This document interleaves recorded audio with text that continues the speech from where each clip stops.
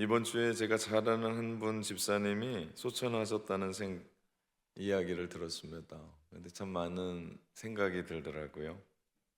나이가 지극히 드신 분이 교회에 오셨는데 다른 교회에 잘 적응하지 못하고 있다가 저에게 오셔서 왠지 모르게 저를 좋아하셨어요. 설교 시간에 집중도 잘하고, 그리고 그분이 뭐 누구와 이렇게 식사를 하고 하는 분이 아니에요. 오래전에 대기업의 주재원으로 파송되었다가 참 많은 곳을 일하면서 함께 했다가 그곳에 정착하신 분입니다.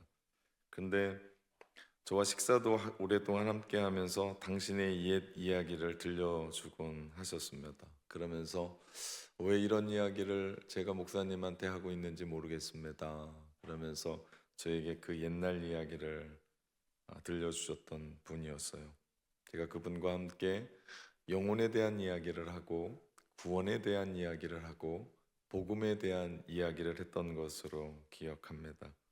한 영혼에 대한 생각에 많은 것을 생각하는 한 주였습니다.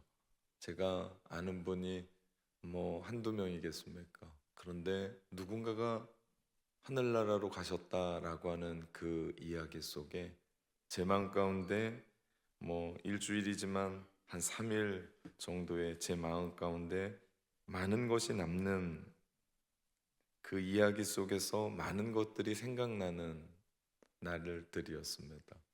생각해 보면 인생에 남는 것이 무엇일까 생각해 보면 많은 것이 남지가 않아요. 그런데 참 중요하게 생각하는 영혼에 대해서 우리가 관심을 갖고 그 영혼에 대해서 우리가 더 사랑하고 더 마음을 놓을 때 이것이 우리 인생에 가장 많이 남는 것 아니겠나. 우리가 비전센터도 짓고 교회에 많은 일들을 이루어 가지만 그 중에 특별히 12.8 새생명 축제를 준비하며 우리가 미라클 50일 작정 기도회 하고 제일 먼저 기도회 1순위로 올려놓고 우리가 함께 기도한다라는 것, 이것만큼 우리 인생에 남는 일은 없다라고 믿습니다. 그 사람이 주께로 돌아오든 돌아오지 않든 그건 둘째 문제예요.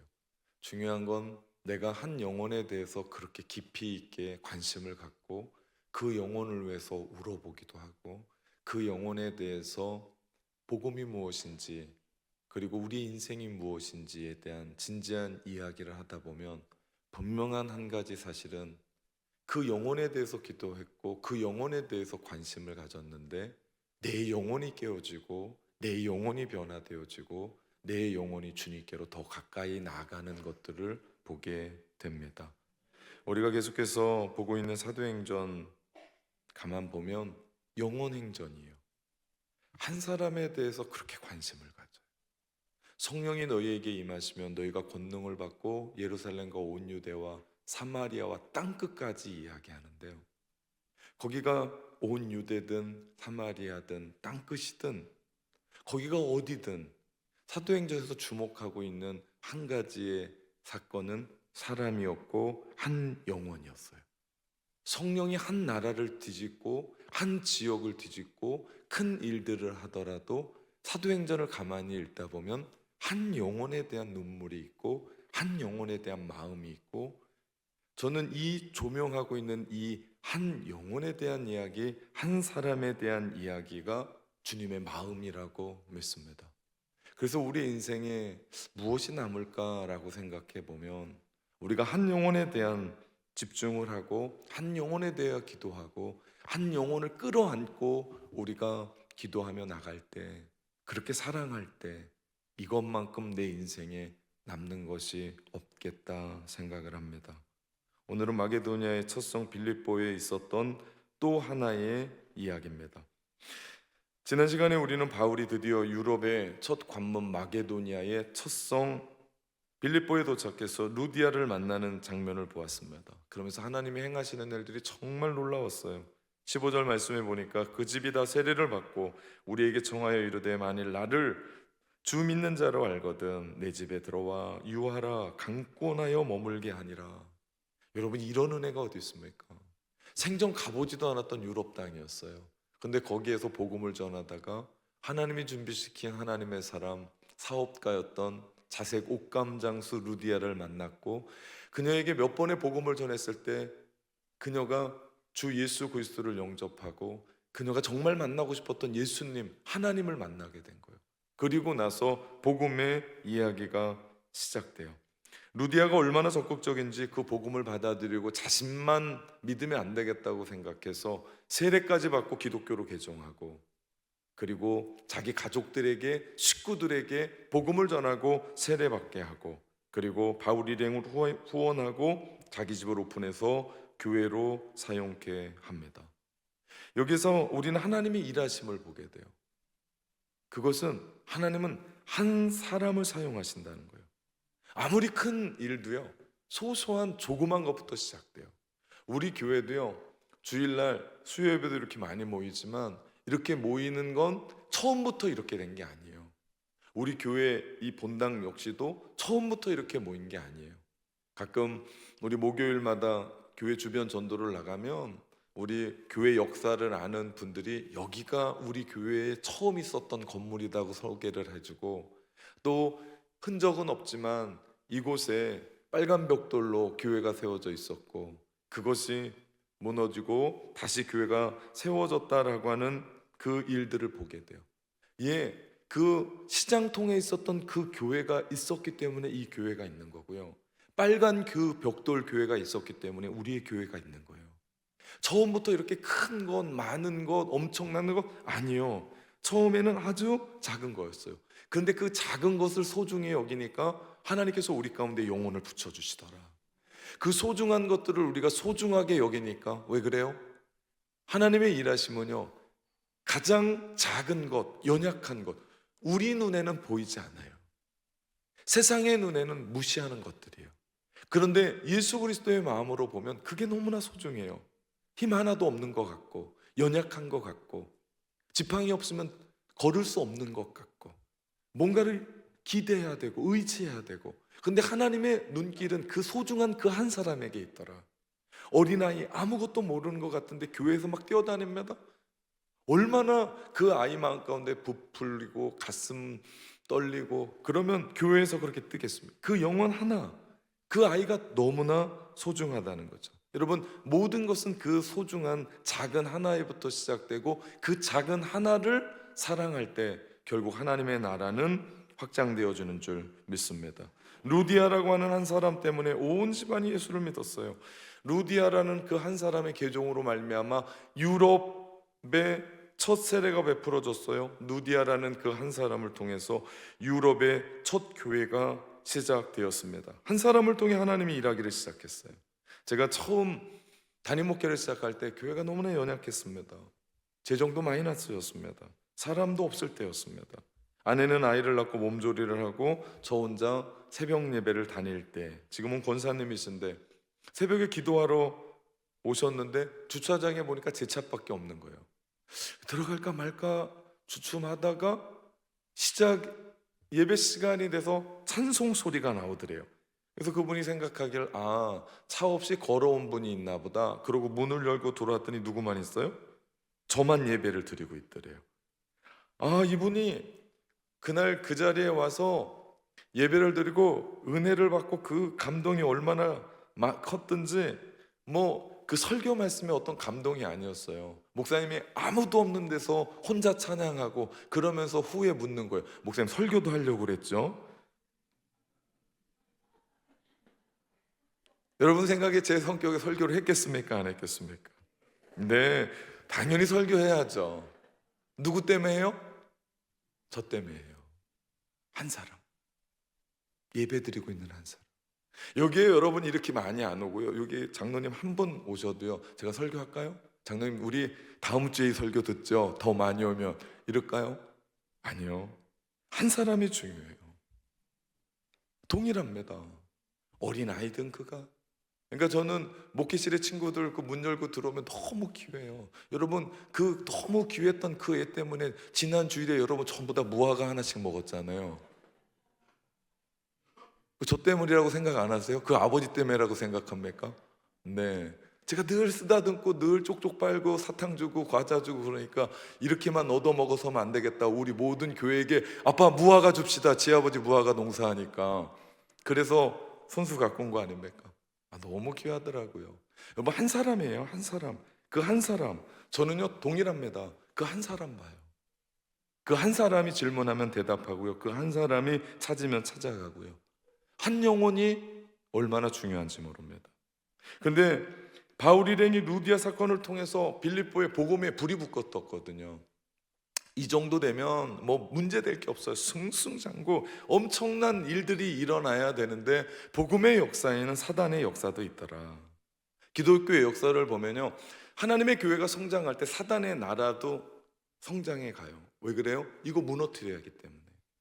우리 교회가 미라클 50일 작정 기도회를 하면 이거 어떻게 하면 무너뜨리려고, 12.8 새생명 축제하면 어떻게 하면 이거 무너뜨리려고. 그래서 우리가 발대식 하는 거예요. 왜 그래요? 사단에게 선전포고하는 거예요. 그러면서 하나님의 나라의 확장. 그러나 걱정하지 마십시오. 이미 십자가에서 우리 예수 그리스도가 승리하신 줄 믿습니다. 우린 그분 따라가는 거예요. 그렇기 때문에 두려워하거나 어려워할 것도 없어요. 우리 어떤 웹툰 작가가 그림을 너무 잘 그렸더라고요.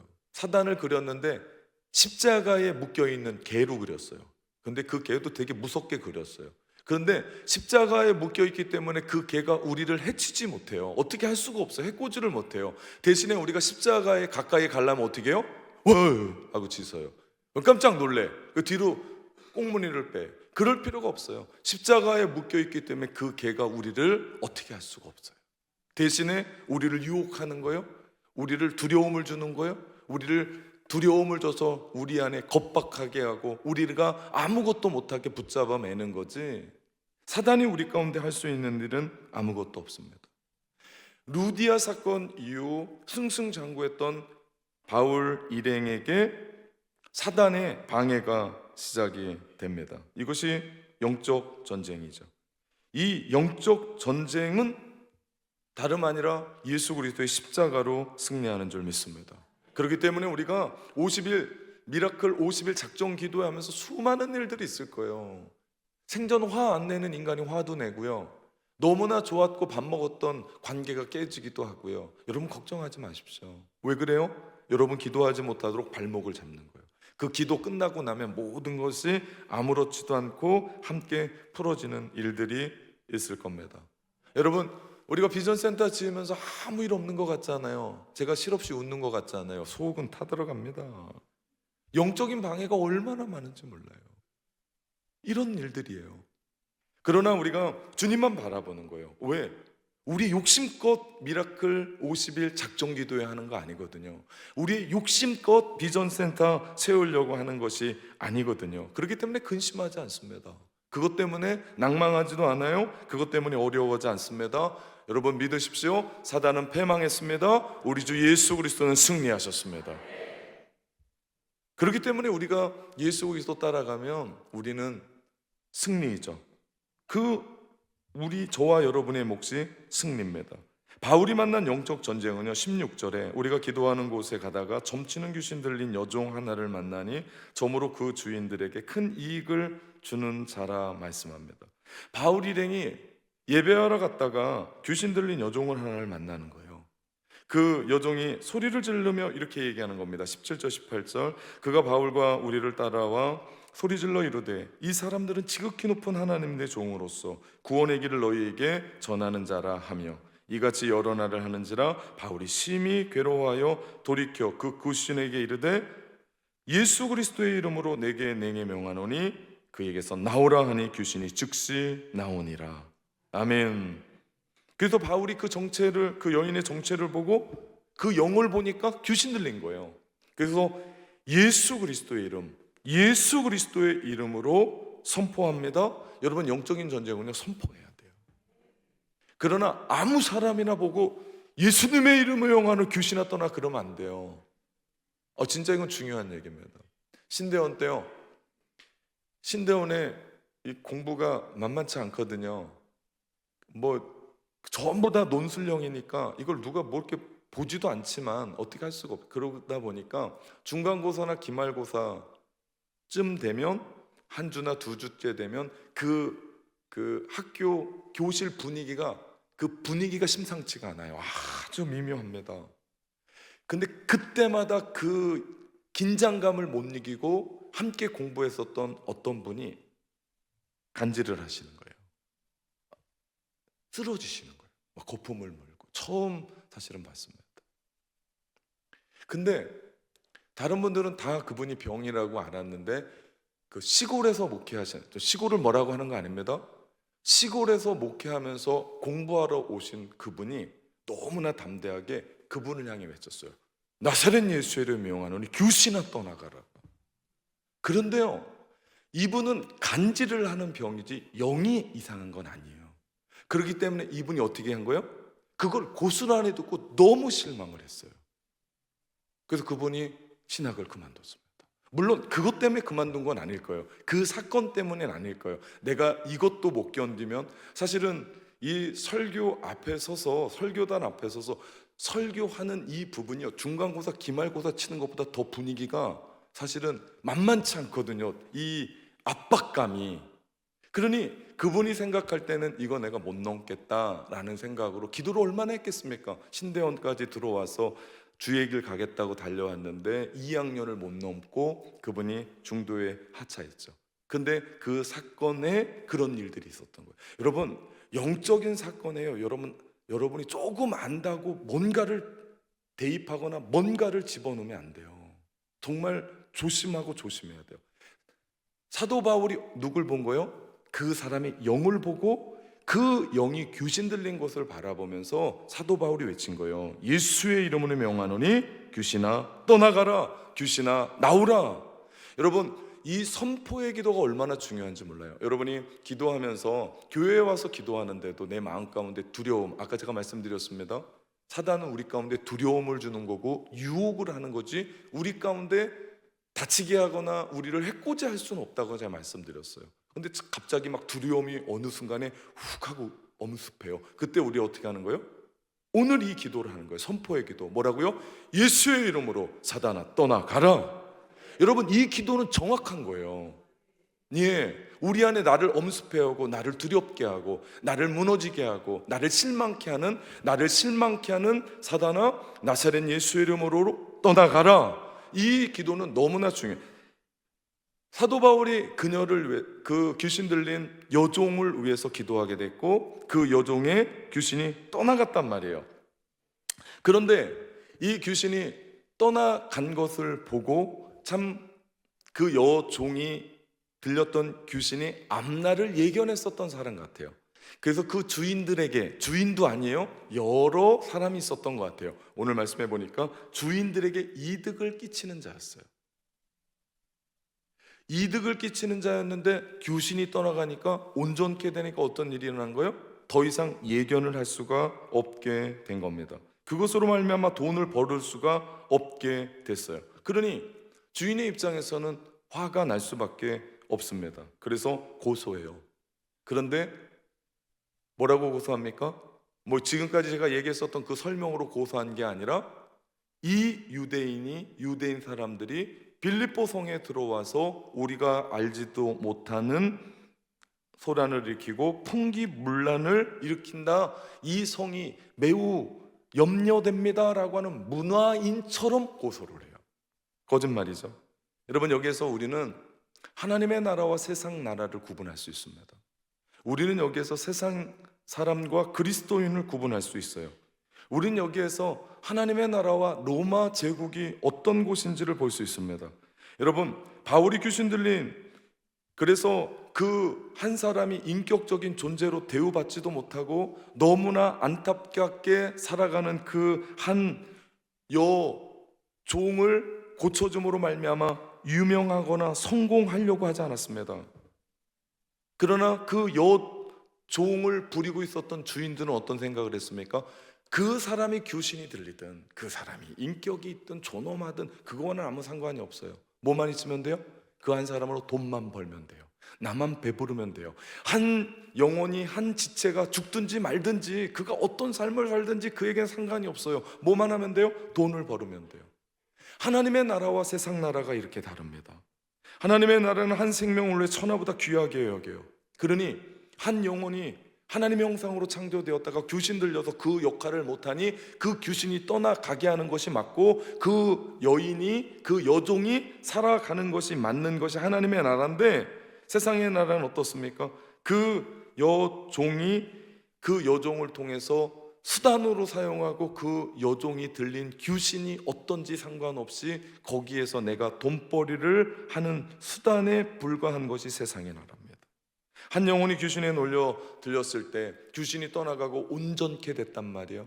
옷을 어떻게 입고 다니는지는 잘 모르겠지만, 얼굴을 어떻게 하고 머리를 어떻게 하고 다닐지는 잘 모르겠지만, 그 여인이 귀신이 떠나가고 사람처럼 옷을 입고 사람처럼 머리를 하고 그러면 우리는 박수를 치고 정말 잘했다라고 정말 눈물을 흘리며, 만약에 그 여종을 데리고 있는 주인이 부모였다면 그렇게 얘기했냐, 내가 난 딸이었다면 그렇게 하겠냐, 그러면 박수를 쳐주고 너무나 잘했다라고 해야 되는데, 세상은 그러지 않더라. 올바로 되어지고 똑바로 살아가면 세상은 고소하고 욕을 하고 아니다라고 이야기를 하더라. 주인은 그런 마음이 없었습니다. 주인들은 귀신 들린 여종이 회복된 영혼을 보고 자기의 수입원이 떨어진 것만 생각하고 그것에 대해서 성공과 편리로 수단적으로 사용했고, 인간이 목적이 아니라 수단으로 사용하고 전락할 수밖에 없더라. 그러자 결국 고발을 당해서 사람들에게 모함을 받고 옷이 찢겨져서 벗겨지고 죽지 않을 정도로 매를 맞고, 제가 지지난 주일날 설교했던 것처럼 그 험악한 빌립보 깊은 감옥에 들어가는 신세가 됩니다. 이쯤 되면요, 우리는 아무리 믿음 좋은 사람도 불평과 원망의 소리가 나올 뻔한데, 오늘 본문에는 그 어디에도 하나님 왜 그러십니까? 하나님 아시아로 갈 일을 유럽으로 틀으셔서 내가 여기 왔는데 왜 나에게 어려움을 줍니까? 내가 뭐 잘못했다고 이런 겁니까? 불평하는 이야기가 한마디도 없고 도리어 불평과 원망보다는 그 밤에 그 모진 매를 맞고 기절했다가 새벽녘에 깨어나서, 그 오밤중에 깨어나서 하나님을 기도하고 찬양하는 바울과 그 일행을 보게 됩니다. 25절 말씀, 한밤중에 바울과 실라가 기도하고 하나님을 찬송하며 죄수들이 듣더라. 지금 상황이 좋지 않습니다. 감정도 사실 상할 대로 상한 지 오래입니다. 그러나 그들은 묵묵히 하나님만 바라봐요. 그들은 묵묵히 하나님만을 찬양합니다. 아니 어떻게 그럴 수 있었을까? 아니 어떻게 이런 모습으로 설 수 있었을까? 이번에요, 정말 뉴스를 보면서 너무나 기뻤던 것이 한국인으로 노벨 문학상이 최초로 나왔습니다. 평화상은 있었는데 문학상은 한국의 최초이자 아시아 여성의 최초의 수상입니다. 변방의 언어로 세계를, 한국어로 된 문학이 세계 문학의 반열에 오른 거예요. 인정을 받은 거예요. 대단했습니다. 이건 정말 2024년 10월 10일은요, 한국 문학계가 획을 그은 거예요. 이런 대단한 상을 받았는데도 정작 상을 받은 작가 한강의 삶은 그저 고요하고 들뜨지도 않고 담담하게 일상을 살아갑니다. 자기가 운영하는 책방이 매년 적자인데 얼마 안 되는 그 책방에서 책을 소개하는 글을 계속 씁니다. 축하잔치를 해야 하지 않겠냐라는 말에 그녀는 지금도 전쟁으로 사람들이 죽어가는데 무슨 잔치냐고 하며 떠들썩한 기자회견도 회피합니다. 또한 한림원에서 수상소감을 밝히면서 나는 어릴 적부터 한국 문학과 함께 자랐다며 공을 동료 작가들과 독자들에게 돌렸습니다. 그리고 한강 기념관을 짓는다는 요청에 그녀는 단호하게 어떤 건물에도 내 이름을 붙이기를 원치 않는다라고 말했습니다. 제가 한강의 이런저런 사소한 일들에 대해 SNS를 보면서 야, 이분은 정말 문학의 진심이구나, 정말 문학을 사랑하는 분이구나라는 것을 느꼈습니다. 그리고 인터뷰하는 그런 장면을 보면서 얼마나 순박한지, 얼마나 이 사람이 또 다른 분인지, 바울과 신라가 감옥에서 이 정도 되면 소리치고 원망하고 고뇌하고 좌절할 법한데 그렇지 않습니다. 그들이 한밤중에 고요히 하나님께 기도하고 찬양할 수 있었던 건 다르지 않았습니다. 하나님을 그렇게 사랑한 거고 하나님께서 주신 사명의 진심이었습니다. 그게 느껴졌어요. 오버랩이 됐습니다. 이 작가와 사도 바울이 살아왔던 그 삶에 대한, 그렇습니다. 하나님께서 그들을 그렇게 부르셨어요. 아시아로 가려는 것들을 몇 번 시도했는데 무너졌습니다. 몇 번 시도했는데 무너지면 실망해야 될 텐데 아니요, 마게도냐 사람이 부르는 성령의 손짓을 보고 그들은 유럽으로 하나님이 우리 길을 여셨다라는 것을 확고했기 때문에 그들은 흔들림 없이 그 길을 걸어갑니다. 담담하게 들뜨지도 않고 경거망동하지도 않고 그 길을 걸어갑니다. 갔더니 마게도니아 첫성 빌립보에서 루디아라고 하는 엄청난 사람을 만나서 복음이 전해졌고 세례도 줬고 온 가족이 주님께로 돌아왔고 교회가 생긴 겁니다. 그럼에도 불구하고 그들이 어떻게 했습니까? 그들이 뭐 크게 잔치하고 떠들썩하게 선교 보고하고 우리가 어떤 일들이 이루어졌습니다. 그러지 않았습니다. 지금은 그들이 오해받고 말도 안 되는 투옥 받으며 감옥에 들어가 매 맞음에도 불구하고 원망하고 좌절하고 낭망할 수 있지만 하나님, 내 인생에 왜 이렇게 하십니까? 하나님, 왜 내 인생에 태클을 거십니까? 하나님, 지금 이럴 때입니까? 라고 얘기할 수 있지만 원망의 소리는 하나도 없고 그들에게 하나님에 대한 사랑은 변함이 없었고 그들에게 주신 그 비전, 그 사명을 묵묵하게 걸어가며 그들이 그 오밤중에 그렇게 두드려 맞은 온몸에 삭신이 쑤시고 깊은 지하 감옥에서 음습하고 춥고 어두운 그곳에서 오직 하나님을 노래하고 기도했던 하나님의 사람들. 그래서 어떤 일이 일어납니까? 지진이 일어나고 일순간에 바울과 실라를 비롯한 모든 죄수들의 손과 발에 묶여있던 착고가 풀러지고, 이것은 여러분 자연현상이 아닙니다. 왜냐하면 지진이 일어났다고 해서 자물쇠가 잠긴 옥문이 열리는 법은 없습니다. 더구나 착고를 채우고 발에 착고를 채웠었던 일들이 풀어지는 것은 지진과는 전혀 상관없는 일입니다. 자색 옷감 장사 루디아의 마음에 빗장을 여셨던 것처럼, 그래서 복음을 믿게 하셨던 하나님께서 감옥의 빗장도 죄수들의 손발의 착고도 풀어주셨죠. 바울과 실라의 기도와 찬양을 들은 죄수들의 마음의 착고가 풀어졌어요. 지난번 설교에서 얘기했던 것처럼 빌립보 감옥은요, 그렇게 신인 죄수가 들어오면 그날 밤 잠을 못 잡니다. 엄청나게 두드려 맞아서 막 소리치고 욕하고 저주하고 폭언을 날리고 울고, 그런데 그렇게 기대했었던 그들 안에 하나님을 찬양하는 찬양의 소리가 들리고 누군가를 원망하는 게 아닌 하나님 앞에 올려드리는 기도 소리가 들려졌을 때 빌립보 감옥에 갇혀 있었던 죄수들의 마음은 그 마음의 착고가 열리고 마음의 빗장이 열리기를 시작했던 거죠. 하나님이 누구시며 하나님을 믿는 자들에게 어떤 담대한 소망이 있는지를 보여주는 산 증거가 되었던 것을 봅니다. 결국 하나님께서 루디아의 마음을 여셨던 것처럼 빌립보 간수의 마음을 움직여 예수님을 구주로 영접하는 사건이 일어납니다.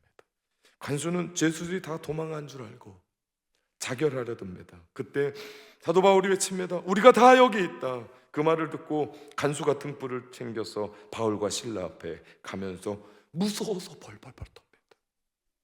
바울과 실라와 죄수들이 무서운 게 아니라 어떻게 옥문이 열리고 착고가 풀렸는데 도망하지 않았고, 이 간수의 두려움은 바울과 실라가 믿고 있었던 그 하나님에 대한 두려움으로 벌벌 떨면서 그들을 확인합니다. 그러면서 묻습니다. 선생님들이요, 내가 어찌하여 어떻게 하면 구원을 받으리까? 내가 어떻게 하면 구원을 받겠으며? 위대한 질문입니다. 위대한 질문 앞에 하나님은 위대한 답을 하는데 뭐라고 얘기합니까? 주 예수를 믿으라. 그리하면 너와 내 집이 구원을 얻으리라. 주 예수를 믿으라. 그리하면 너와 내 집이 구원을 받으리라. 믿으라, 이 이야기는요, 그냥 믿으십시오가 아니에요. 정치적인 결단을 호소하는 겁니다. 유권자들에게 나를 찍어주십시오. 이 사람이 흔들리는 거 맞습니까? 그게 가짜여도 나를 찍어주십시오, 나를 믿어주십시오, 이렇게 외치는 마이크 들고 하는 유세장에 그 사람들이 머리 극적이며 하는 거 맞습니까? 결단을 요구하는 거 아닙니까? 주 예수를 믿으라. 그리하면 너와 내 집이 구원을 받으리라. 이 이야기는 정치적인 결단의 호소를 얘기하는 겁니다. 주권자를 바꾸라. 충성의 대상을 바꾸라.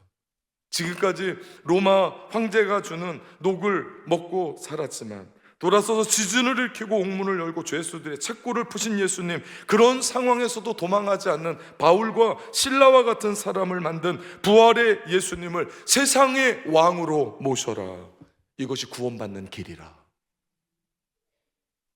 저는 소원하는 게 있습니다. 12.8 새생명 축제를 위해 우리가 기도하고 있습니다. 미라클 50일 작정 기도회 하면서 우리가 담대하게 외쳐야 될 대목이 이겁니다. 주 예수를 믿으라. 그리하면 너와 내 집이 구원을 받으리라. 사랑하는 성도 여러분, 담대하게, 아멘.